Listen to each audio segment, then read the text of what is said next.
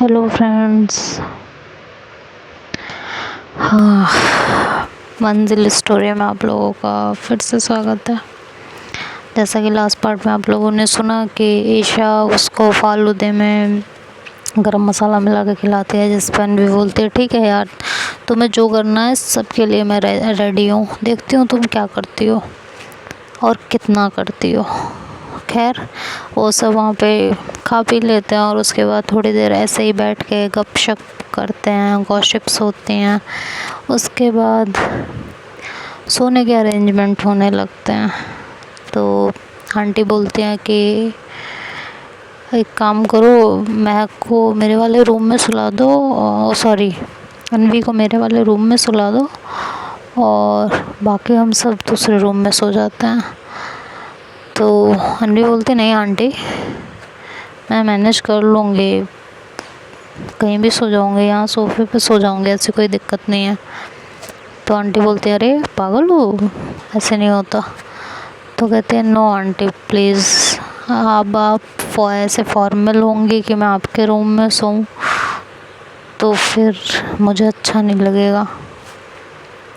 तो आंटी बोलती है बेटा इसमें फॉर्मल होने वाली क्या बात है, तुम आई हो। तो कहते हो आंटी एक तरफ आप बेटा बोल रही हो और एक तरफ फॉर्मेलिटी तो कर रही हो कि मैं आपके रूम में सो जाऊं जिससे मैं कंफर्टेबल फील करूं, और आप जाके सबके साथ उस रूम में दूसरे रूम में सोओगे, ये मुझे नहीं अच्छा लगेगा।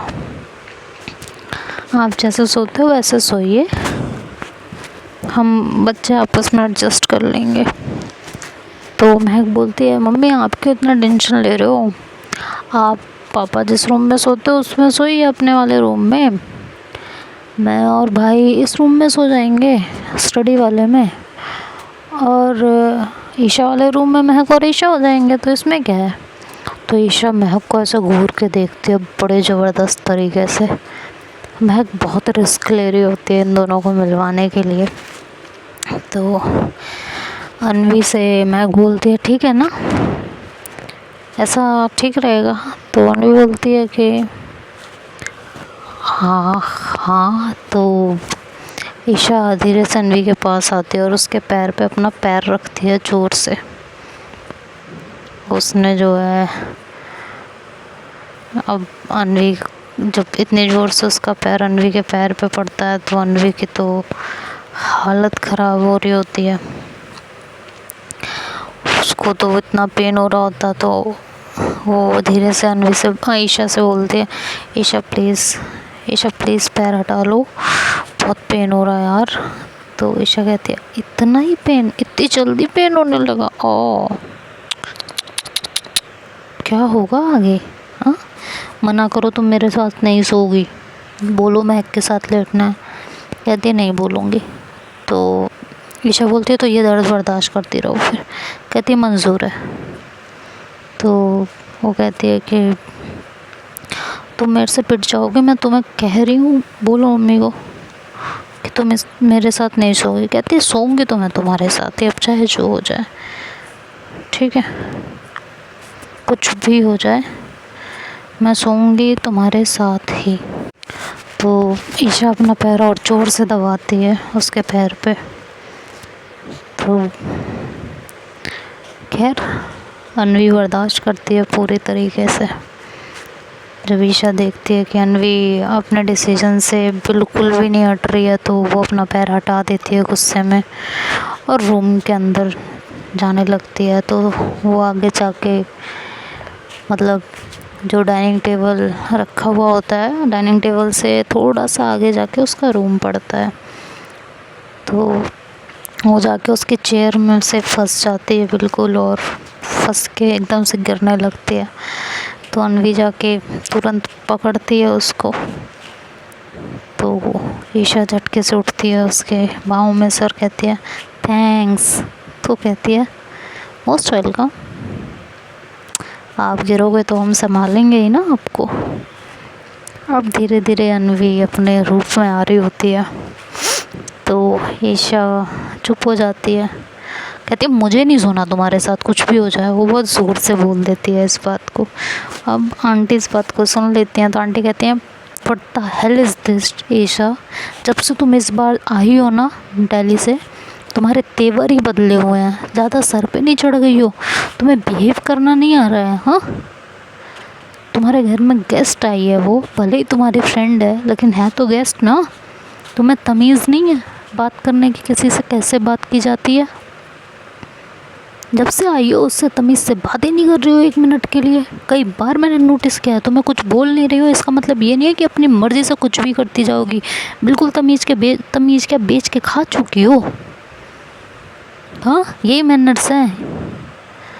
तो ईशा शांत हो जाती है बिल्कुल, और अनवी बोलते हैं आंटी प्लीज़ ना, वो मेरी वजह से गुस्सा है, वो उसकी कोई गलती नहीं है इसमें। मैंने अभी उसे बोल दिया था कि एग्ज़ाम ढंग से देके आई भी हो या बस ऐਵੇਂ ही गई थी घूमने के लिए, तो वो इसी बात पे चढ़ गई बस। और कोई बात नहीं आंटी, फ्रेंड्स में तो इतना होता रहता है, आप मत डांटिए। तो आंटी बोलती हैं ईशा बिहेव योर सेल्फ, जाओ सो अंदर। तो ईशा चली जाती है वहाँ से गुस्से में रूम में।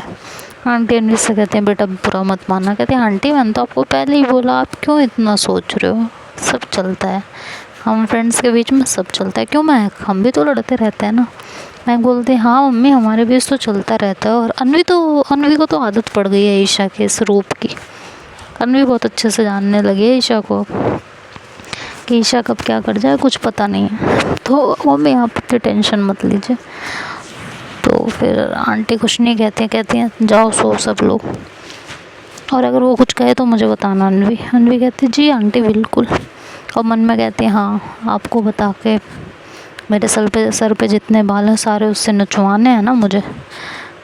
अब तो ओखल में सर दे ही दिया है तो मुसल से क्या ही डरूँगी मैं।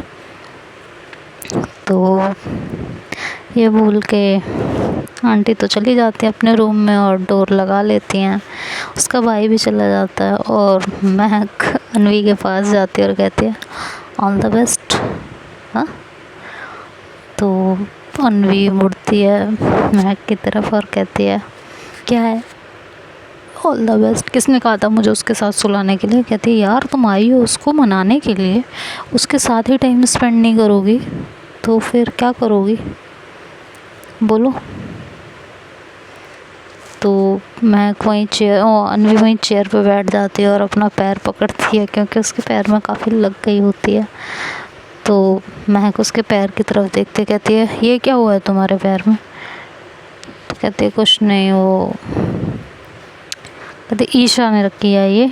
तो कहती है अरे ठीक है ना, गुस्सा करती रहती है। कहते भाई तुम्हारे लिए तो आफत है, देखो क्या करोगी तुम, कैसे मनाओगी, अभी तो चोट पे चोट मिल रही है, खाना तो तुम्हें जहर सामान मिल रहा है। तो अनवी बोलती है पूछो मत, एक्चुअली धरती को नर्क क्यों कहा जाता है अब पता चल रहा है। तो मैं हंस पड़ती है, कहती धीरे बोल लो, सुन लिया ना तो सच में यहीं पे नर्क का एहसास कराएगी तुम्हें। कहती वैसे भी करा ही रही है। कहते अरे मोहब्बत की है भाई, अभी तो कुछ ही पढ़ाओ। मैं तो कहते हैं हाँ इस 2 दिन में ना कौन कौन से पढ़ाओ मैं देखूँगी और कैसे कैसे निकलूँगी सब पता चल रहा है मेरे को। तो मैं कहते ऐसा जाओ ना, आज तो आपकी फर्स्ट नाइट है। कहती क्या मतलब है महक। तो कहती अरे तो आज आपकी मोहब्बत के साथ आपकी पहली नाइट है ना, इससे पहले कोई नाइट स्पेंड की उसके साथ। तो कहती है नहीं। तो कहती है तो बस यार मेरे समझ नहीं आता है फर्स्ट नाइट पे सबका दिमाग वहीं क्यों चला जाता है। तो अनवी बोलते अच्छा जाओ तो जाओ सो जाओ। उसने सुन लिया ना ऐसे बात करते हुए, खून पी जाएगी तुम्हारा भी और मेरा भी। कहती हाँ ये तो है, पी तो जाएगी, डेफिनेटली पी जाएगी, पागल है वो, उसका कुछ कहना नहीं है, कब क्या बोल दे कब क्या कर दे। कहती है तो बस सही बात है, जाइए एंजॉय कीजिए। तो अनवी महक भी चली जाती है, सारी लाइट्स घर की ऑफ हो जाती हैं और ईशा रूम में बेड सही कर लेती है, चीज़ें सही से रख देती है और रूम का एसी भी ऑन कर देती है जिससे रूम थोड़ा ठीक ठाक सा हो जाए। अब वो वेट कर रही होती है कि अनवी अंदर आए, और अनवी डर के मारे अंदर जा नहीं रही होती है। तो बहुत देर तक वेट करते करते अनवी से बोलती है, अनवी अंदर आओगी या नहीं, आमंत्रण भिजवाऊँ तुम्हारे लिए, हाँ तब आओगी अंदर। तो अनवी दौड़ के अंदर जाती है, कहती नहीं नहीं कुछ नहीं। तो कहती है कि थैंक गॉड तुम्हारे में इतनी अकल है कि तुम्हें रूम में आना चाहिए, बुलाना पड़ेगा तुम्हें रूम में, हाँ। तो वो कहती है नहीं वो बस कुछ नहीं सोते हैं। तो ईशा कहती हाँ सोएंगे ही, रात है तो सोने के लिए बनी है ना। तो जाके ईशा जो है वो चुपचाप उस रूम में एक चेयर पड़ी हुई होती है, अनवी वहाँ जाके बैठ जाती है और ईशा बेड पे बैठ जाती है। ईशा अनवी की तरफ देखती है, कहती है क्या चेयर पे सोना है क्या। तो अनवी कहती है तो कहाँ सोऊं। तो कहती है ऑब्वियसली बेड पे सोओगी ना, और कहाँ सोओगी, क्या पागलों वाले क्वेश्चन कर रही हो यार।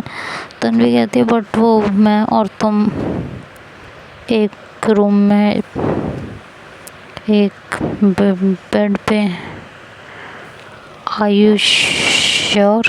तो ईशा बोलती क्या मतलब है तुम्हारा, क्या क्या करना क्या चाहती हो। कहती नहीं मैं कुछ नहीं करना चाहती, मैं तो बस पूछ रही थी। तो कहती है पूछ भी कैसे सकती हो ऐसे। कहती है नहीं वो मैं कुछ नहीं, ठीक है एक बेड पे सो सकते हैं। तो ईशा का दिमाग फिर क्लिक करता है कि यार हम प्यार करते हैं एक दूसरे से, मैं अपनी नाराज़गी में ये कैसे बोल सकती हूँ कि सच में यार ये गलत है। अगर रात को मैं मेरा गुस्सा पिघल गया तो नहीं, ये नहीं हो सकता, मैं नहीं हम एक साथ सो ही नहीं सकते हैं। तो कहती अब जाएंगे भी कहाँ।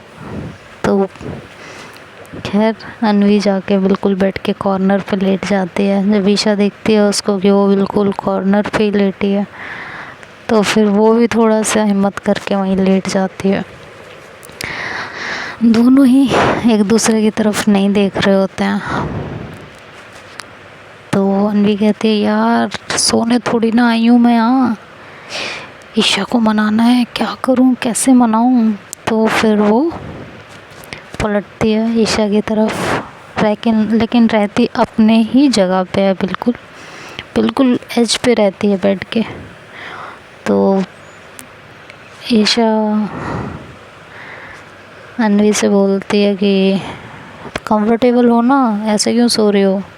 कहती है हाँ मैं कंफर्टेबल हूँ, ठीक है सब।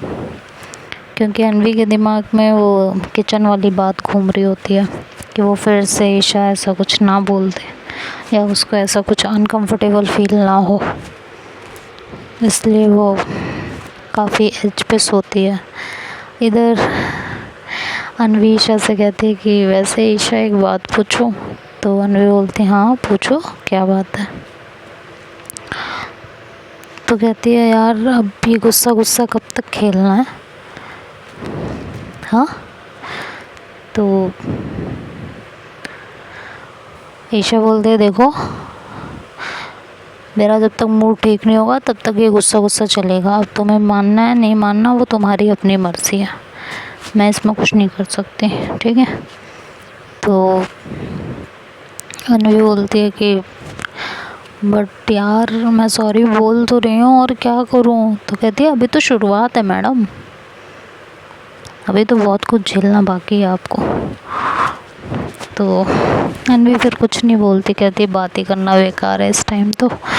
और वहाँ पे बेडशीट मतलब ओढ़ने वाली चादर पड़ी रहती है, तो वो अनवी के पैर से लगती है और वो ईशा के पैर से टच हो जाती है। तो ईशा एकदम से घबरा जाती है और कहती छिपकली, और ये कह के वो अनवी की तरफ बढ़ती है एकदम से। और जैसे ही वो अनवी की तरफ बढ़ती है तो अनवी भी घबरा जाती है बिल्कुल कि एकदम से ईशा को क्या हुआ। और वो बेड से नीचे, और ईशा जो है वो अनवी की जहाँ अनवी लेटी होती है वो वहाँ पहुँच जाती है और अनवी बेड के नीचे चली जाती है। अब ईशा कहती है तुम क्यों गिरी, तो कहती है तुम्हें क्या हुआ था? कहती छिपकली है बेड पे। कहती क्या बेड पे छिपकली कैसे हो सकती है? कहती है तभी कह रही हो ना, कैसे हो सकती है का क्या मतलब है? तो रूम की लाइट जो है ढूंढ रही होती है अनवी, लेकिन उसे पता नहीं होता। तो ईशा बोलती अरे बेवकूफ़ इंसान, मोबाइल की फ्लैश लाइट ही जला लो। तो अनवी हाँ कहती है हाँ हाँ हाँ, और वो तुरंत जो है फ्लैश लाइट जलाती है। देखती है तो बेड पे कुछ नहीं होता। तो ईशा कहती है कि यार कुछ भी नहीं है। तो अनवी कहती है कुछ भी नहीं है, तुम ही डर रही थी पता नहीं क्यों। छिपकली छिपकली छिपकली, दिमाग ख़राब करके रख दिया यार, हद है। तो वो कहती है कि बट छिपकली सच में थी। तो कहती कहाँ है? कहीं भी नहीं है।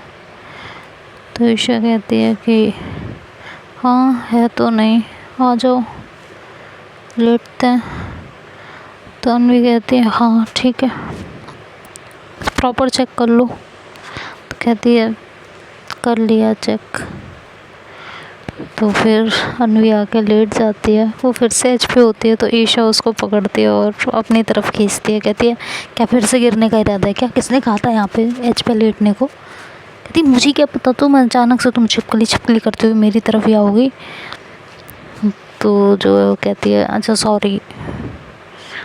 तो अनवी बोलती है इट्स ओके ना, कोई बात नहीं, चलता है। तो ईशा कहती है अच्छा एक बात बताओ। कहती है अनवी बोलती है हाँ पूछो ना। कहती है कि वो मैंने नमक डाला था कॉफ़ी में, उसके लिए सॉरी। तो अनवी कहती है इट्स ओके कोई बात नहीं यार, चलता है। कहती है नहीं वो नमक डाला उसके लिए सॉरी, मुझे तो मिर्ची डाल के तुम्हें पिलाना चाहिए था, तब तुम्हारा दिमाग ठीक होता, तब तुम यहाँ से भागती। तो अनवी थोड़ी देर चुप हो जाती है और फिर कहती है मैडम इतनी आसानी से हम आपका पीछा नहीं छोड़ेंगे, तेरा पीछा ना हम छोड़ेंगे। तो ईशा कहती है वो क्या करूँ मैं तुम्हारा? कहती है कुछ मत करो, बस प्यार कर लो, जिस लिए आए हैं वो सत्कार कर लो। तो कहती है अच्छा ज़रूर। और दोनों ऐसे ही लड़ते झगड़ते सो जाते हैं। रात में सोते सोते ईशा कब अनवी के ऊपर आ जाती है पता ही नहीं चलता। मतलब वो होता है ना जैसे जब हम अकेले सोते हैं तो पिलो को हक करके सोने की आदत होती है, या टेडी बियर को हक करके सो जाते हैं। तो कुछ ऐसा ही ईशा का था कि वो रात को अपने टेडी को लेके सोती थी। उस दिन बेड पे टेडी की जगह नहीं थी क्योंकि वो जगह अनवी ने ले ली थी। तो रात को सोते सोते वो भी अनवी को ही हक कर लिया था उसने।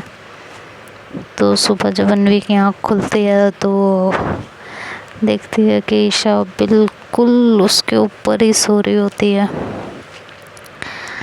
तो उसे बहुत अच्छा लगता है। खैर एक अलग फीलिंग होती है, अलग एहसास होता है, क्योंकि फ़र्स्ट रिलेशनशिप में कभी ऐसा मोड़ नहीं आया था अनवी और उसके रिश्ते में। तो ये उसके लिए पहला एहसास था अपने मोहब्बत के करीब होने का। तो उसे बहुत अच्छी फीलिंग आ रही होती है। और ईशा के जो बाल होते हैं वो ईशा के फेस पे होते हैं बिल्कुल। तो अनवी धीरे से उनको पीछे करती है और उसके फेस को देखती है, बहुत क्यूट लग रही होती है। और अपने दोनों हाथों को फिर अपने सर के नीचे कर लेती है। ईशा ऐसे ही उसे हक करके उसके शोल्डर पे सर रख के सोई हुई होती है और अनवी उसको बड़े प्यार से देख रही होती है। तभी डोर पे नॉक होती है तो ईशा की आँख खुलती है। ईशा की आँख जैसे खुलती है तो अनवी अपनी आँखें बंद कर लेती है। तो ईशा को लगता है कि अनवी सो रही है, और जब वो अपने आप को देखती है कि वो अनवी के बिल्कुल ऊपर सो रही होती है तो 2 बार मतलब डोर पे नॉक होती है, फिर नॉक बंद हो जाती है। तो महक होती है तो वो जाके अपनी मॉम को बोलती है कि भी वो सो रही है। और वैसे भी अनवी काफ़ी थकी हुई थी क्योंकि वो डायरेक्ट ही ऑफिस से आई थी, तो शायद लेट तक सोएगी। और ईशा तो हमारी सोती ही लेट तक है। तो आंटी बोलते हैं चलो कोई नहीं, सोने दो उन दोनों को। तो इधर ईशा जब खुद को अनवी की बाहों में, मतलब बाहों में तो नहीं क्योंकि उसके हाथ तो पीछे होते हैं, उसके सर के नीचे होते हैं, तो जब वो अपने आप को इस तरह अनवी के बिल्कुल करीब देखती है तो उसे भी बड़ा अच्छा सा फील होता है। वो उठने की कोशिश करती है बट उठती नहीं है। उसे अनवी के साथ बहुत उसे भी एक अलग ही सुकून मिल रहा होता है। तो वो थोड़ा सा अनवी के फेस की तरफ देखती है और कहती है अनवी, अनवी। तो अनवी खुद जानबूझ के कोई जवाब नहीं देती, हालांकि वो जग रही होती है। तो ईशा को कंफर्म हो जाता है कि वो सो रही है, तो वो थोड़ा सा और नीचे की तरफ आती है और उसके ऐसे और करीब होती है और फिर से उसे हक करके वो सो जाती है। ईशा के दिल की धड़कनें और तेज़ हो जाती हैं, मतलब अनवी के दिल की धड़कन और तेज़ हो जाती है, जो कि ईशा को साफ साफ महसूस हो रही होती है। ईशा को बहुत अच्छा लग रहा होता है। क्या अब ये इनके प्यार का नया आगाज़ है या कुछ और, ये तो अब नेक्स्ट पार्ट में सुनेंगे। क्या ये रात इनके लिए कुछ अलग एहसास लेके आएगी या ईशा अभी भी गुस्से में होगी, ये तो देखते हैं धीरे धीरे आगे आगे नेक्स्ट पार्ट में। तब तक के लिए बाय बाय, टेक केयर।